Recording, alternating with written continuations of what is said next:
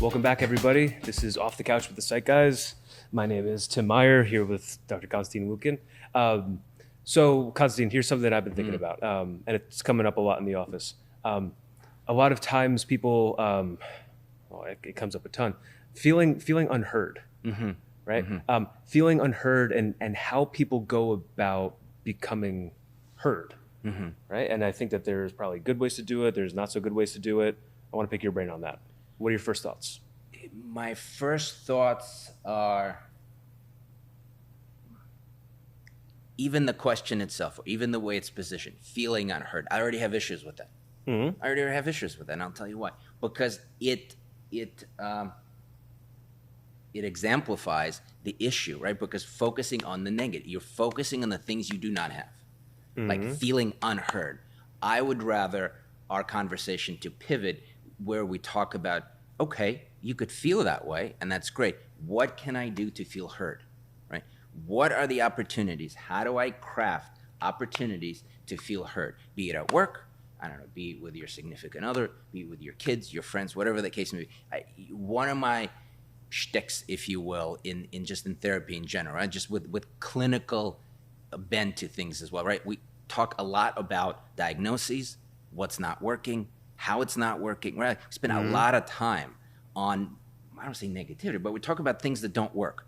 Right. And I try to, solution focused or not, I try to take away from all the evidence-based treatments things that actually can move people forward to ask, quote unquote, the right questions. I don't mean to sound like Buddha, but to me, it's important. It's to be able to ask the right question. So the question to me isn't like, oh, I feel unheard.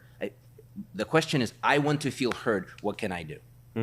Right? Just even talk about, echoing a little back from our previous episodes, when you talked about anxiety, right, and how to position it. To me, it's sort of similar. You want to zoom out and you want to ask yourself, what can I do to feel heard? Because right there, even positioning that way, you're starting to think about in different avenues versus I feel unheard and that's bad. I don't like that. I don't like my partner for not hearing me. See how I could go off into this tangent of like, and then I'm like, I'm alone. No one understands me. Right? Like, then you kind of go into, and then you just stay there. And like, how do you, it's like this quicksand. It's like this puddle of shit, like you're just sitting in it, and how do you get out of it, right? And to me, once you can catch yourself and position the question differently, you're just going to, okay, so I want to feel heard. How do I do that, right? I'm not asking you to know. It's not going to, this information is going to be beamed down to you just because you asked the question, but at least you're moving in the right direction.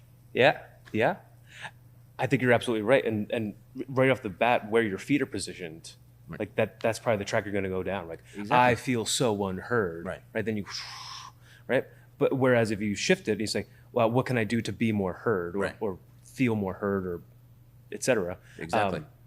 Perfect. All right, but before we get to that, I want to pick your brain on one last thing before we get to that good question of what can I do to be more heard?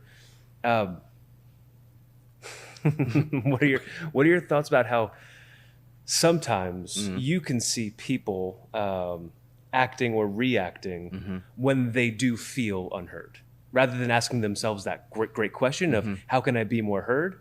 How does it present? I mean, I have a couple ideas. Oh, you mean just in general in people's lives? Yeah, I have an idea or two. I want to hear your thoughts though first. I mean, I think the number one way it comes across is, if we're talking about relationships or job or whatever, to me, it's criticism, right? It's frustration, criticism, and attacking, right? Because if you think about it, let's say you work for a terrible boss, right? And then you keep saying to yourself, I feel unheard by this boss. This boss never listens to me, right? Like to me, it's natural to be like, I hate this job. I hate this boss. I hate these people. I hate this position. I hate like it's a lot of frustration. I don't like this. I don't like this. I don't like this, right? So to me, one way, and maybe this is something for the viewers to think about, is that if you find yourself in a lot of complaining, in a lot of frustration, a lot of attacking, or even sort of like, be it external, like meaning saying it or just thinking it, that might be a way to start thinking, what's underlying? Why am I so frustrated with so many things about, as I said, be it about your person, significant other, be it about your kids, be it about your job, or whatever the case may be. To me, that could give you an indication. Wait a second, I'm thinking a lot about things I do not like. Yeah. How do I catch myself? And again, literally your internal dialogue about frustrations is going to be one clue that you can have in order to, okay, wait a second, what's happening here? I'm not really having my needs met. What's my need? Well, at least to kind of feel heard, that I belong here, Yeah. right? Yeah. Yeah. I like that one. I thought you were going to go in a way different direction with that, Okay. but I really like where you went. And I think that's a great point.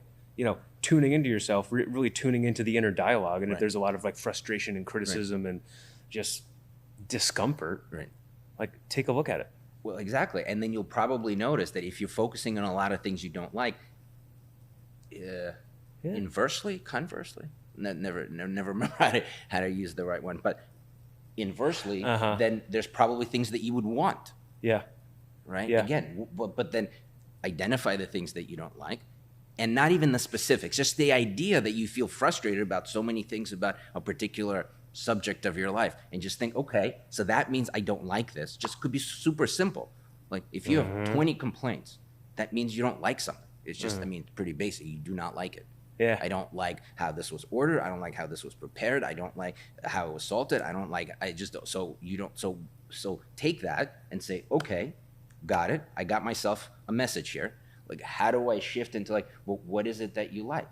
Well, maybe you like less salt or more sugar, right? Just like start thinking in that direction, because again, just positioning that question moves you in a completely different direction. Yeah. Brooding here about all the stuff you don't like, which is basically you sending yourself a message about, I like something, I just need to think about it. Right. Okay. Now let's think about this. I know you work with a bunch of couples. I work with a lot of couples too. Folks feeling unheard in couples is just very, very, very common. sure. I'll tell you how I see it most. It's a couple in the room, and one of the individuals feels particularly unheard, and what they do is they raise the volume and they repeat a lot. Right. And sometimes that isn't exactly the most helpful, right? They might say, "Oh, I've told you 1,000 times, you never listen to me," kind of over and over. The volume's all the way up, and yet they still feel unheard. Right. What do you make of that? Well, I make of it as a true EFTer. It's just a particular type of treatment that works with couples called EFT. Well, then it becomes a cycle, right? Because one person feels unheard. To your point, they dial it up, so they start yelling or repeating, right? And this person starts tuning them out because they're being attacked all the time. Like, so the more they attack, the more this person withdraws. The more this person withdraws, the more this person attacks, right? So you can kind of get that sense, and you could see it in the room, right? Like one person is attacking or pursuing, right? And this person saying like, I don't like to hear criticism. Like, I just don't like to do it, right? Like, so you'll often see one person doing this, and this person all of a sudden needing to work more, or does a lot more golf, or hanging out with whatever it is that they're doing, right? Just to avoid, right? And then this person goes like, oh my God, not only I'm yelling at this person, now the person's not even there, so I can't even yell at them, right? So this person even gets more and more upset, right? So you could see how that plays a role. And again, this conversation is a little bit about couples, but mostly it's about how if you're feeling unheard in any area of your life, what can you actually do to get your point across? Perfect. So let's say, rather than probably what the person who feels unheard has tried over and over and over, ramping up the volume, repeating over and over again, what do you think they should be doing instead? One thing, if you're working, especially whether individually or whether you're doing some introspection on your own end, is kind of just going back a little bit, just realize that you are the one feeling frustrated. I'm sure everybody who's frustrated has really good reason for it. And I'm not asking people to say, that's all BS, I have nothing to complain about. No, I'm sure you have very legitimate things to complain about. But if you could suspend that just for 1 second, suspend the topic, just suspend the topic, that he or she doesn't do this or he or she doesn't do that. Just suspend it for a second and just realize that a lot of the things you're experiencing is just frustration. Right? Just to me, that's a super important step, because it's sometimes to divorce this idea of frustration to the topic. That's a very big jump for a lot of people, right? Because they'll be like, well, what do you mean? What else am I supposed to feel? They're not doing it, right? Fine. I hear that. But if for individual self-development, if the person is able to divorce themselves from the topic, just think the topic doesn't exist. Just focus on the feel. There's a lot of frustration. That means something is not being met. Yep. Right? Just if you can step one, if you can divorce yourself from the topic or the specifics and just realize there's a lot of complaining that you're doing, right? Then that's kind of like step one. Step two, just allow yourself to feel that, okay, what does a lot of frustration mean? That means I don't like something, right? Just, again, not too big of a jump, but some sort of a jump, right? So that's step number two. Step number three is tuning in. Okay, so if there's a lot of things I don't like, so what is it that I am looking for? Right? Like just like the step number three, like, well, what am I looking for then, right? Because it's so easy to justify frustration because the other person's probably not doing it.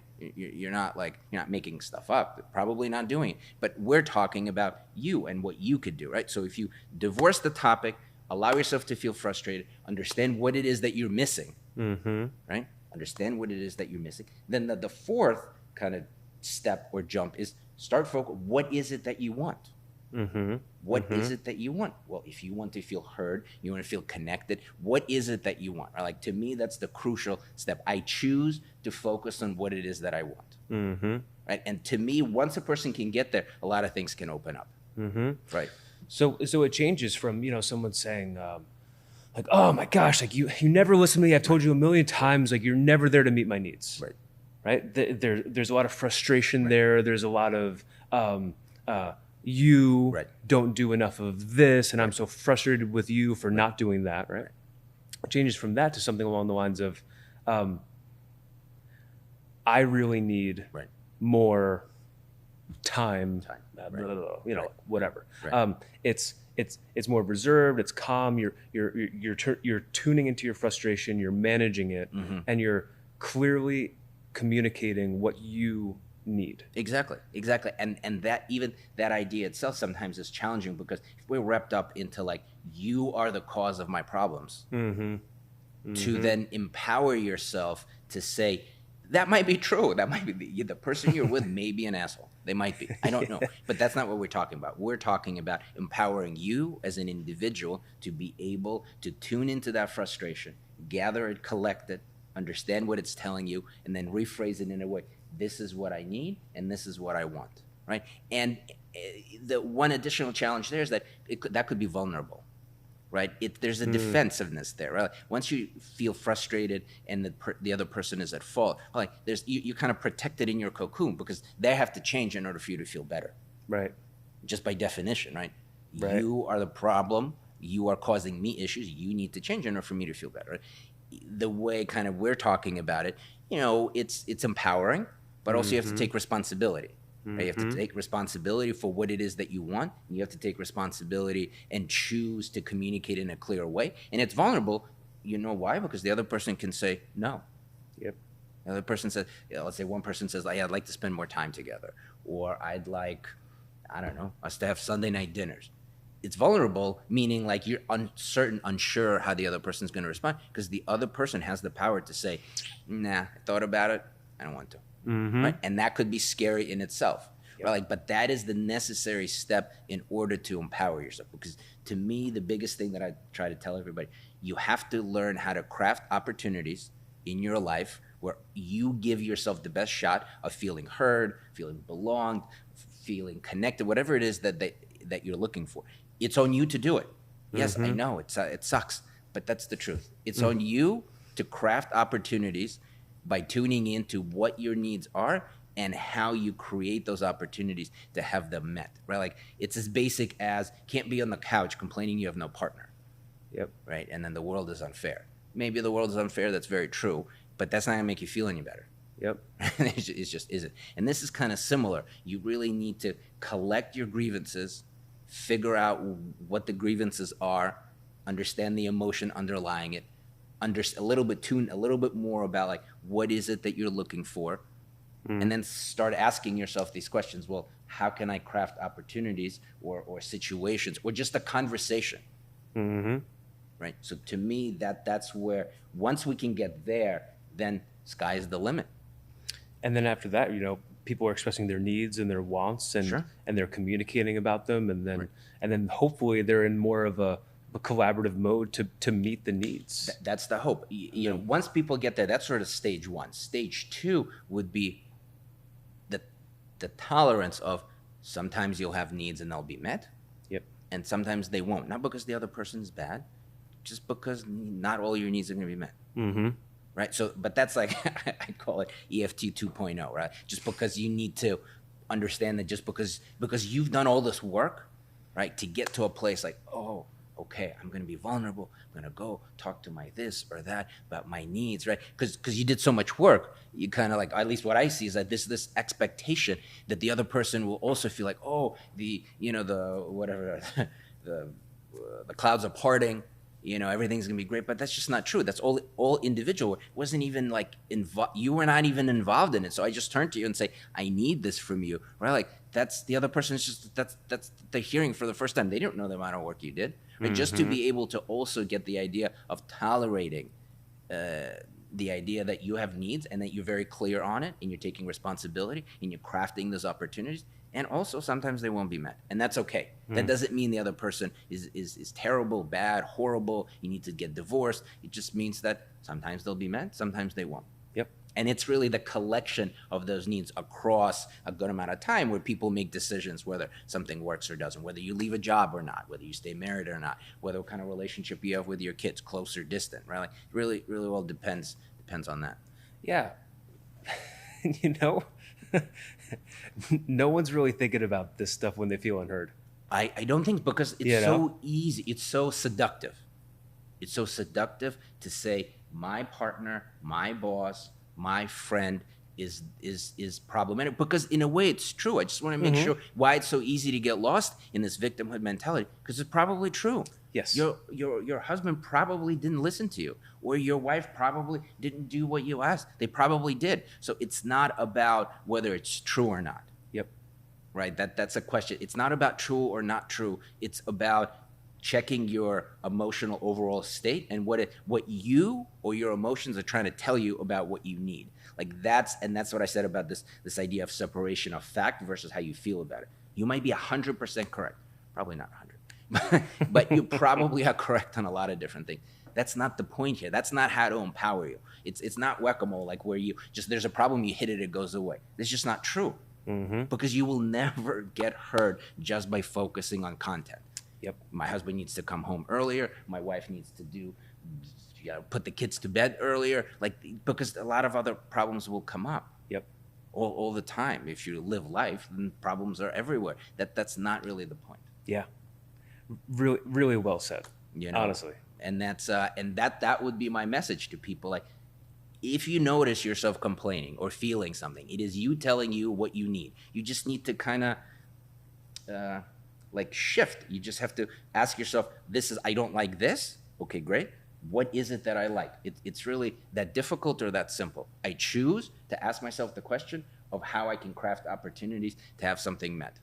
That's kind of where it's at. And once you get there, the steps are super simple. All you got to do is ask your partner, say, hey, I need to ask you something. Do you have 15 minutes? Yep. When you sit at the dinner table or wherever you are, just look in the other person's eyes. Don't look away, so that there's contact, and then say what you need. That's it. It's that difficult or that simple, but we do spend a lot of time in therapy getting people from, I hate my wife or I hate my husband because they fucked up in all these ways, to having these vulnerable, what we call reenactments, right? Like, yep. Just because in the room, oftentimes we try to get people a little bit more emotionally attuned, so the likelihood of at least feeling heard is higher. But even if you're at home, if you could just craft it or communicate in a clear way of what you need, oftentimes it'll just be easier. Yep. Really well said. And I got nothing else for it. So I think you answered the question pretty dang well. Right. And so that's the message. If you're in therapy or not in therapy, or if you're doing your own thing, or just finding yourself frustrated a lot of the time, cursing people while you drive to work, that might be an opportunity to tune in what exactly it is that you're looking for, and do a little bit of mental gymnastics to get yourself into a space of what it is that you want. It's not that difficult. You got to do is Google, what are my common needs or emotional needs, right? You probably can identify it with all or at least some of them, right? And that's going to be your clue of where you want to go. Excellent. All right. Well, thanks, Constantine. And thank you, viewers. And we'll check in with you next time. Yeah, absolutely. Take care, guys. Bye.